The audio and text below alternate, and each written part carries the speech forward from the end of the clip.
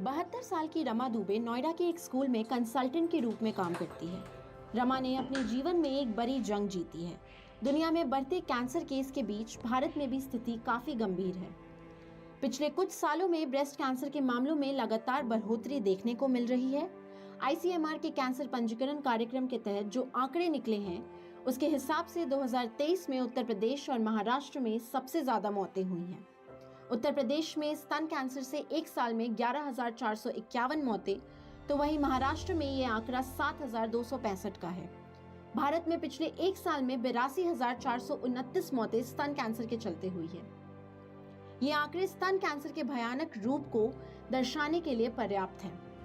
रमा के लिए 2010 बहुत मुश्किल भरा रहा। उसी साल उनके छोटे बेटे की मौत हुई और अपने स्तन कैंसर के बारे में भी उन्हें पता चला।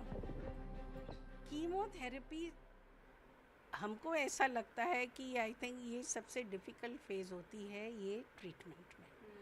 कीमो के टाइम पे ऐसा होता है कि आपकी बॉडी क्या होता है कि उसमें जो आपको वो जो है टारगेट करते हैं अफेक्टेड सेल को मारने का, लेकिन उसके साथ आपकी हेल्दी सेल्स भी वो अफेक्ट हो जाती है। इससे क्या होता था कि वो जो है आपको समझ नहीं हो रहा है कि आपकी बॉडी में हो क्या रहा है। मुझे ऐसा लगता था कि अब क्या मैं नॉर्मल लाइफ जी सकती हूँ कि नहीं जी सकती। भारत में स्तन कैंसर का साया बढ़ता ही जा रहा है। 2025 तक देश में हर 30 महिला में से एक इस रोग से जूझ रही होंगी। डॉक्टर प्रज्ञा शुक्ला ने इसकी वजह बताई। एवरी 4 मिनट्स इंडिया में अगर डेटा पे जाएं तो 1 female is being diagnosed of cancer. सबसे बड़ा कारण ये है कि हमने अपना जो रोज़मर्रा की ज़िंदगी है हमने बहुत ही वेस्टर्न कल्चर इम्बाइब कर लिया है।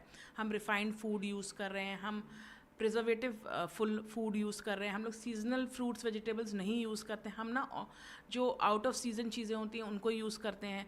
प्लस हमारा एनवायरनमेंट बहुत पल्यूटेड है, हमारे वाटर में, हमारे सॉइल में पेस्टिसाइड्स, फर्टिलाइजर्स, इंसेक्टिसाइड्स भरे पड़े हुए हैं। ये सब चीज़ें हम अंदर ले रहे हैं और उसकी हमको भुगतान करना पड़ रहा है।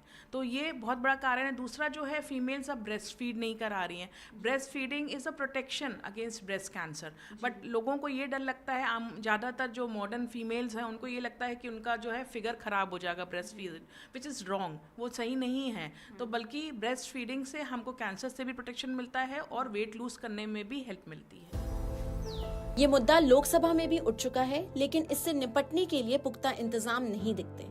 लोगों को सरकार से कई उम्मीदें हैं। सबसे इम्पॉर्टेंट ये है कि मैं other than the breast cancer, cervical cancer भी आजकल, और स्पेशली जो नई नई यंग एज की लड़कियां आ रही हैं छोटी छोटी, उनके साथ तो अब वैक्सीन भी आती है।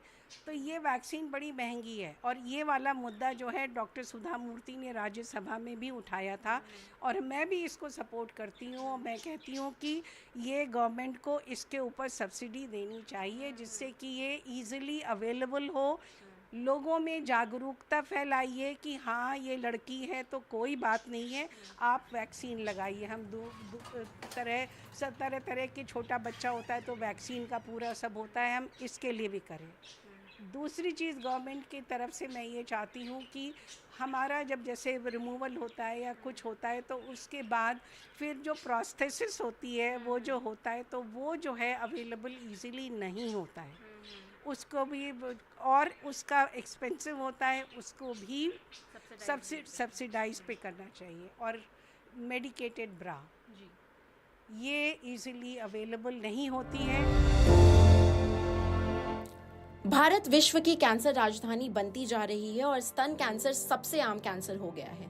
ऐसे में स्तन कैंसर की जागरूकता बेहद जरूरी है। नोएडा से आलोक गोंड के साथ प्रेरणा शर्मा, एनडीटीवी इंडिया।